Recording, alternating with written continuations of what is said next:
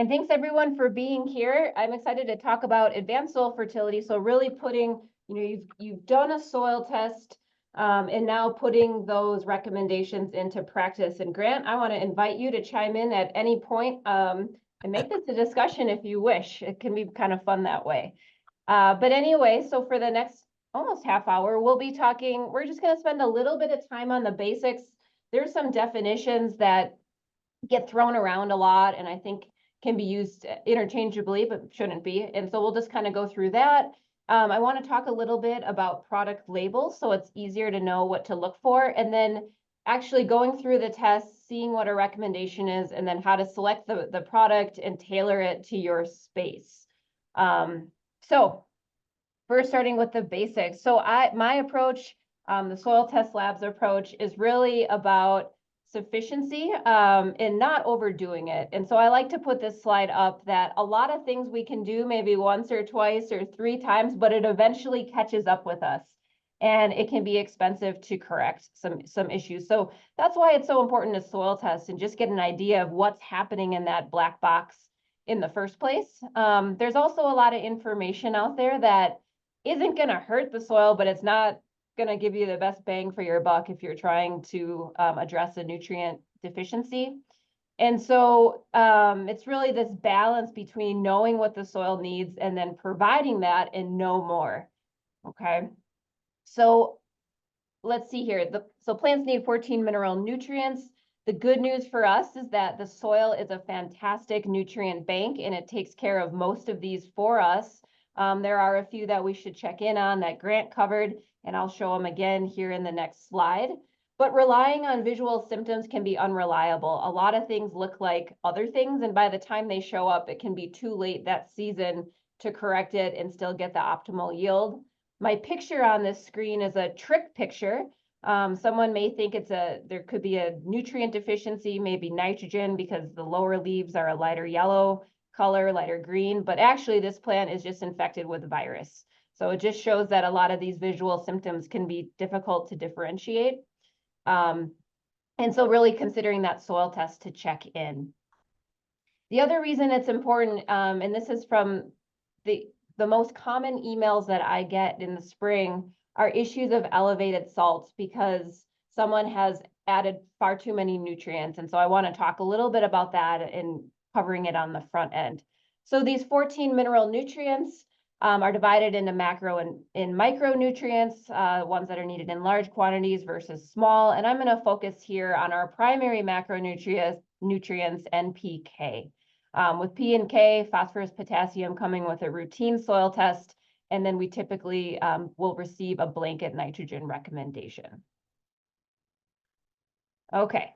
So I'm not going to go through all these, but these slides will be made available. So I just wanted you to have this table of elements in the plant and how each element has a different role in the plant. And so what that means is that if even one nutrient is deficient, that plant won't live to its full potential. So if I have a deficiency in nitrogen, it doesn't matter how much phosphorus I pile on, that plant still won't reach its full potential. And then the other thing I wanted to point out is that plants require a specific plant available form. So they don't just go picking up any old thing or uptaking any old thing in the soil. That would not serve them well. But rather these nutrients have to be in a specific form. And I want to keep that in mind when we're talking about fertilizers a little bit here. Okay, so going into definitions. So any product that's intended to supply plant nutrients should have a guaranteed analysis, those 3 numbers on the bag, N, P, and K. So those stand for, that first number is the percent nitrogen in the bag. The second number is the percent phosphorus, which is expressed as an oxide, P2O5, and potassium, also expressed as an oxide, which is also how the soil test recommendations come. So it matches up with what's on the bag. And I just put a few examples on here, not because I necessarily recommend any of them, but I just want to show the great diversity of products that we have to choose from. And it's always amazing to walk down the fertilizer aisle at the store and just be hit with so many options. There's a lot of marketing and artwork invested into these products. And so sometimes that guaranteed analysis can be difficult to find. but I would argue that that's the most important thing in selecting a product. So here on the first one, bone meal, buried here at the bottom, I see a 1,15,0. So 1% N, 15% P2O5, and 0% K2O. And moving through, so here's urea. I don't think I have it on here. That's usually 4600. Here's another bag of urea, same thing, just different amounts of money spent into the label. So just things to think about. First, looking at what is that guaranteed analysis, and then thinking about that soil test report. Do I need all the things? A lot of us just need nitrogen. We'll come around to that though. Just a little fun fact, if you're interested. So if these three numbers add up to greater than 24, it's officially a fertilizer. If it's less than, they are considered just an amendment.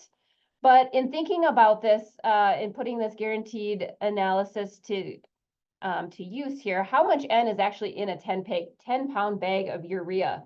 So thinking of these two here on the right. Well, if it's 46% N and it's a 10-pound bag, that means 4.6 pounds of N are in that bag. The rest is inert, okay?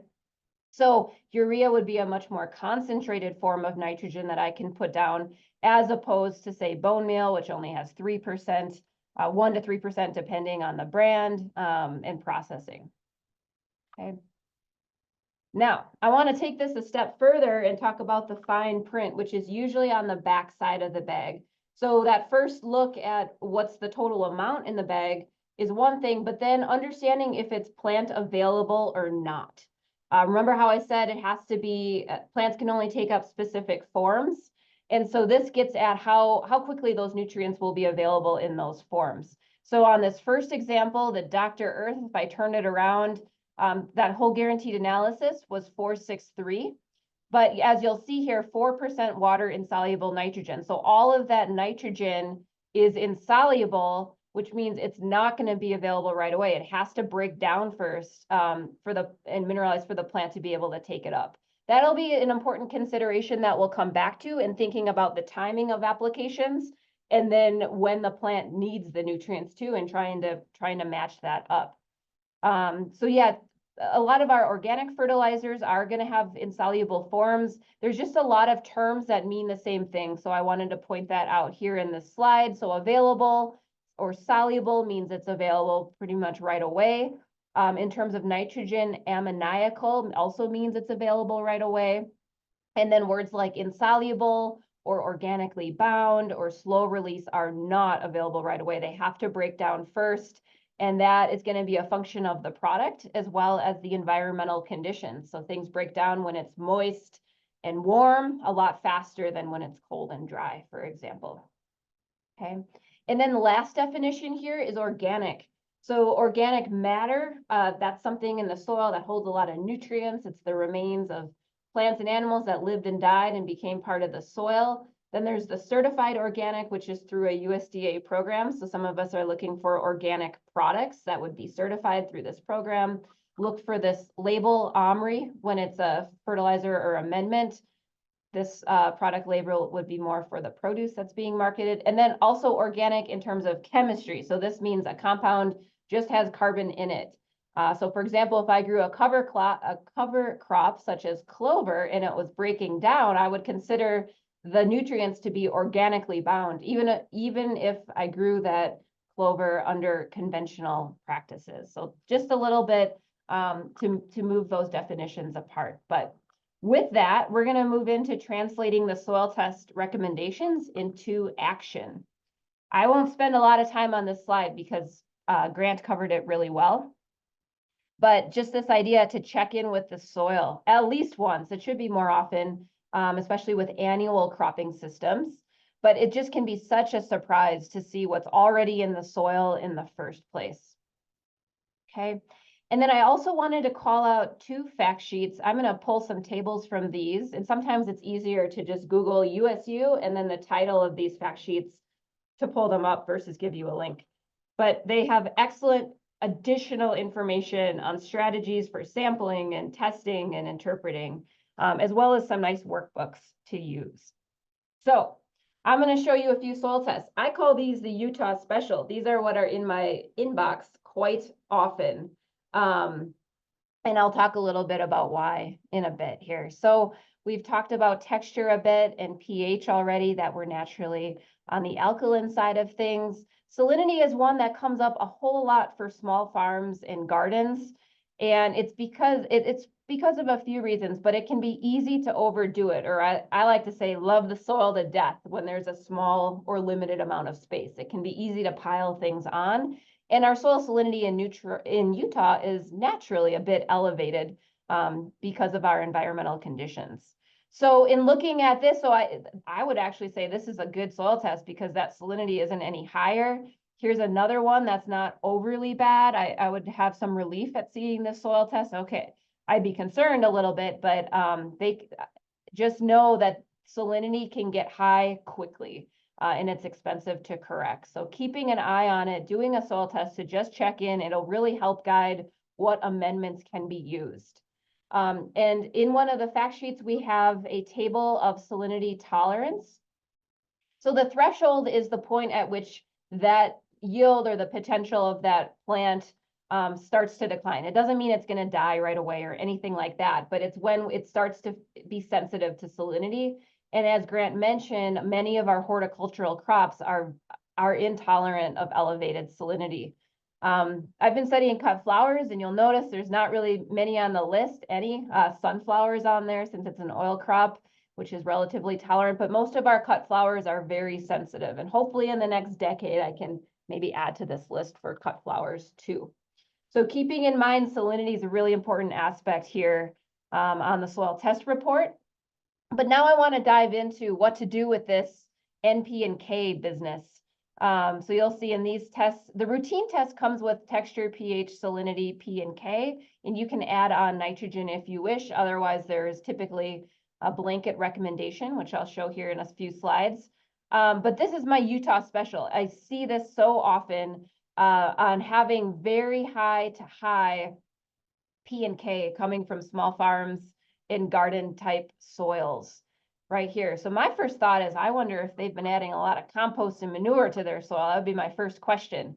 And so to put that in perspective, so for phosphorus, something would be considered very low if that test result was between 0 and 10, low if it was between 11 and 20, and adequate if it was between 21 and 30. So look how many times over that is. Above optimal, there is no benefit to the plant. And actually, it could be considered an environmental contaminant at having these excessive levels. On the other side, there's potassium. So the optimal level for potassium is between 126 and 300. So you can see that we're easily 2, maybe 3 times greater than what's optimal with these soil test reports. So no more P or K has to be added in these cases. And even in nitrogen, which I'm going to show here in this next slide, so even their nitrogen is pretty high, and I want to dive into that a little bit. So here's an example of a report where nitrogen is actually low, and they're recommending 1 to 2 pounds of N per 1,000 square feet. And pretty much if anything is under 25, that gets flagged as being low. Most annual crop systems do need N in most years. It's the #1 plant nutrient. It also doesn't like to stay in the root zone. And so I'm going to show in the next slide just grouping crops by their N demand. But before I do that, I think in considering these soil test reports, the first question would be, all right, well, I need nitrogen in this case, but I don't need P or K. So what amendment do I even select? And then the second question is, well, how does 1 to 2 pounds of N translate into a fertilizer amount? Because fertilizers can come with such varying amounts of N in them. So before we hit on these two questions, I just want to loosely talk about general N needs by crop. And these are based on a lot of university data, especially on vegetables and fruits.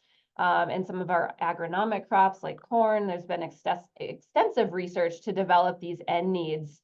And so for vegetables, we have a Utah Vegetable Production and Pest Management Guide that goes into the details on nutrient management for different vegetable crops, but just thinking about them in terms of low, medium, and high intensity Something like peas and beans would be a low intensity need, 1 to 2 pounds of N. Whereas something like corn, and you can just picture how much growth happens in a corn stalk in a given year.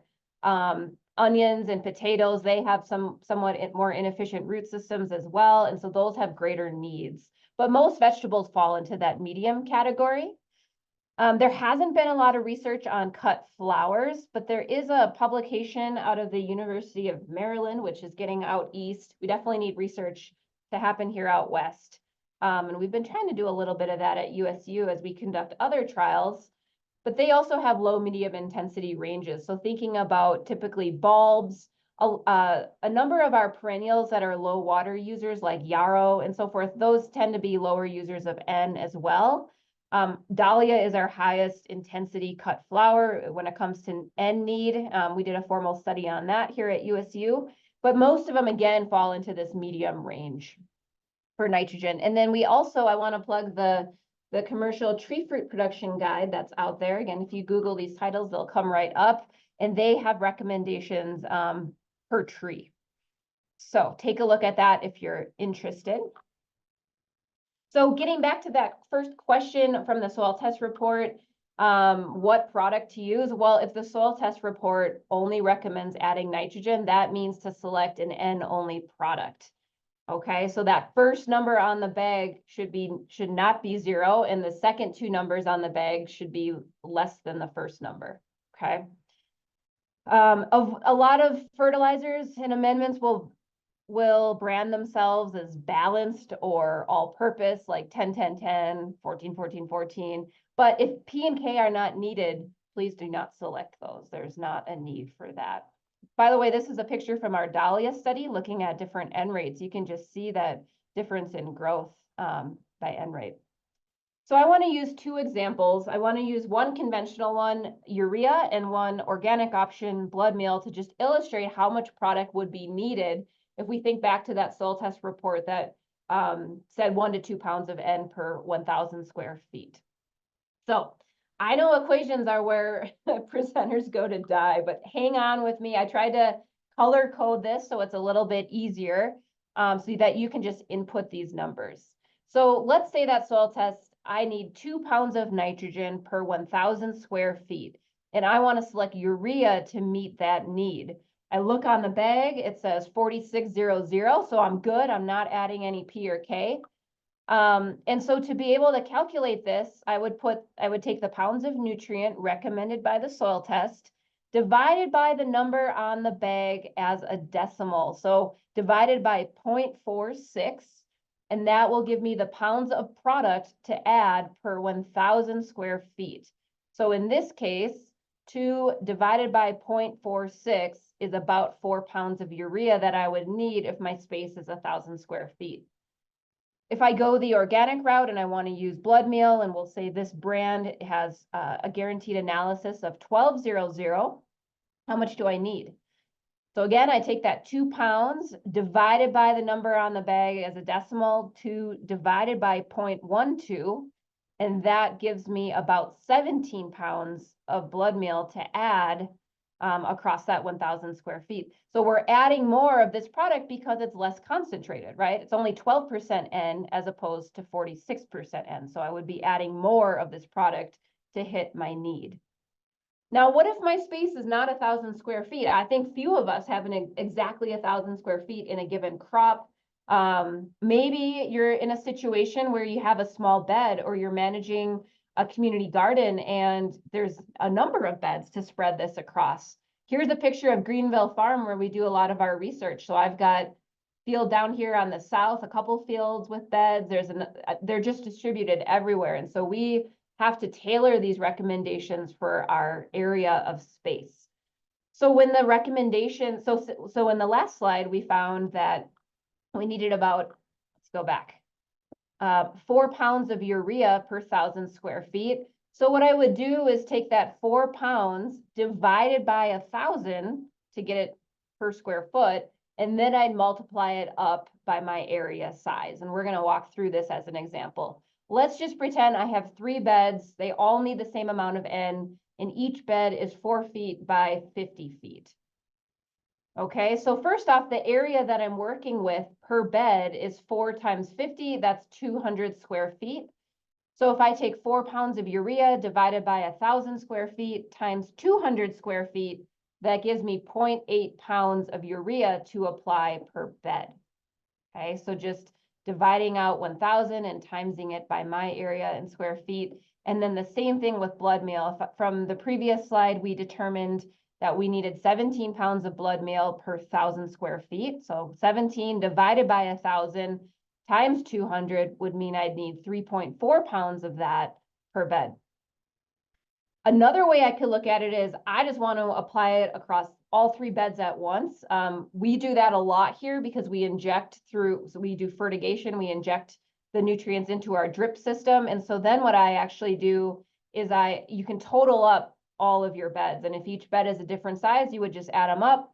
In this case, all the beds are the same size. So 3 beds times 200 square feet per bed is 600 square feet. And so just there's 2 ways to multiply it up then. So I could either take the amount per bed times 3, because there's 3 beds to get 2.4 pounds of urea across the 3 beds, or I could also just put that area right in the initial formula. So 4 pounds of product divided by 1,000 square feet times 600 square feet would be 2.4 pounds. Same thing with blood meal, run it the same way. So there's a lot of, so you can really translate this and dial it into your space. Now, in this fact sheet, there is a worksheet to help guide through that process of translating the soil test recommendation by the product you're using and the size area that you're working in.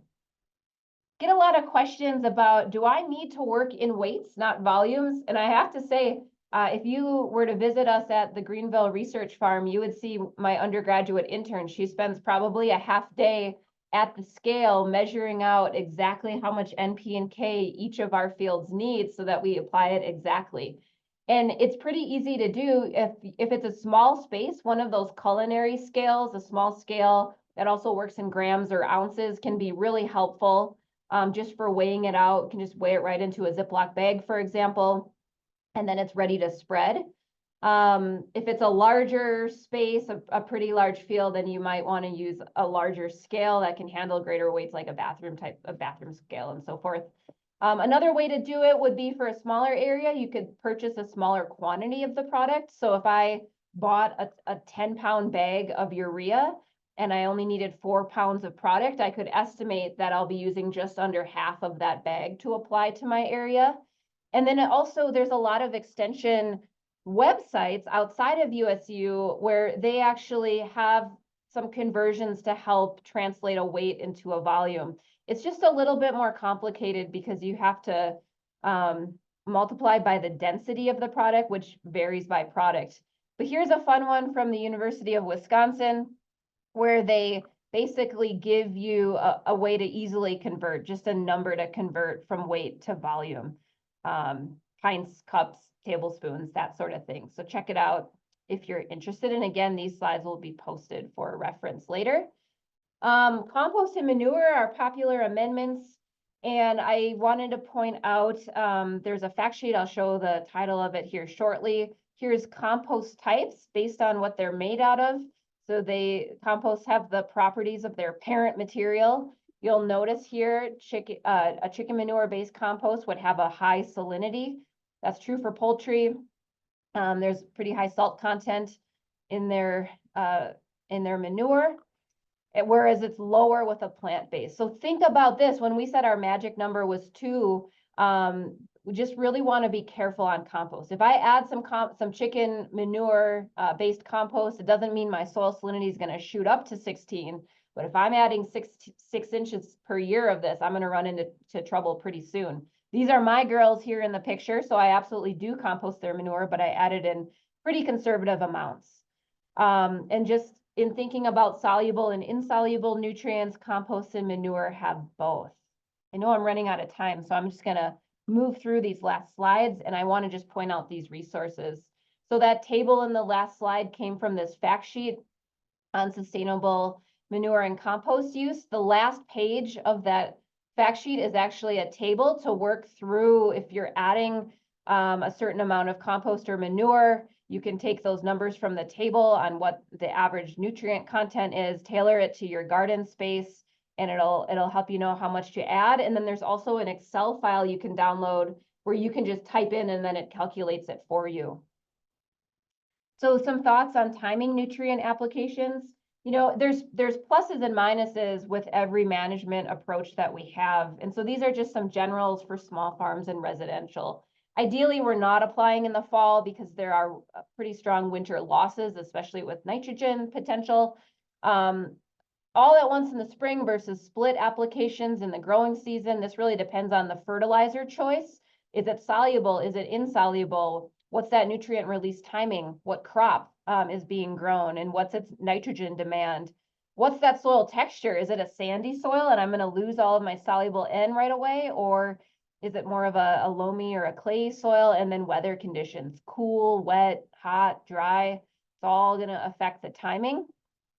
So some thoughts with soluble nutrients, that those are available right away and they can last weeks to months. You may consider using these as a split application.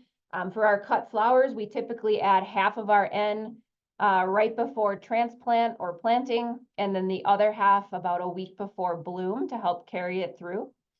And thinking about using insoluble nutrients, those are going to take a longer time to break down. So if I need nitrogen and I'm putting in a planting, there could be a slow flow initially.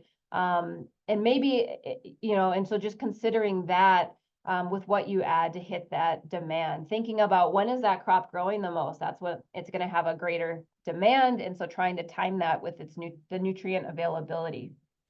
So with that, you let the soil test guide nutrient applications. It's so important to check in and just see where the soil is at. A lot of folks find that they just need nitrogen. Not always, but it happens a lot. Watch that salinity too, because it can come with a number of our amendments. You can tailor these recommendations based on the product you're using and the space that you're applying. And then just be careful and make sure to credit compost and manure because they come with P and K. So with that, thank you all so much. And I know I'm out of time here, but I'd be happy to answer questions in the Q&A. Thanks. Yep, there's one in particular there. Thank you, Melanie. That was fantastic. There's one there about the potential for salinity buildup versus urea versus like something like an organic application, bone meal or something. Okay, that's the first one on there. If you choose to use blood meal instead of urea, does that reduce the amount of salt, sodium that may be left in the soil at the end of the season because you are using an organic product? Oh, that's a great question. And Grant, feel free to chime in on this if you wish. So just because something's organic doesn't mean it's not going to have any salinity associated with it. I want to point that out. And typically with something like urea, we can run into problems, especially when it's concentrated, like through a banding process. But if it's distributed into the soil and it's done at the right rate, so it's concentrated, we don't need a lot of it, it really shouldn't lead to too much of a salinity issue in the soil. Grant, would you add on anything there? Applying it at the recommended rates where we're just supplying the need. We don't consider it to be a potential issue with salt buildup. The thing we worry about with urea is volatilization. And when we volatilize, if we don't get it incorporated into the soil, either watering it in or mixing it in, then ammonia release can actually burn the plant tissues as it hydrolyzes water within the tissue. So you want to be careful of that. So sometimes you can see burning, which might be considered salt injury with urea. It's actually a volatility issue with urea. So make sure you incorporate it, get it down into the soil, either by watering it in or mixing it in. So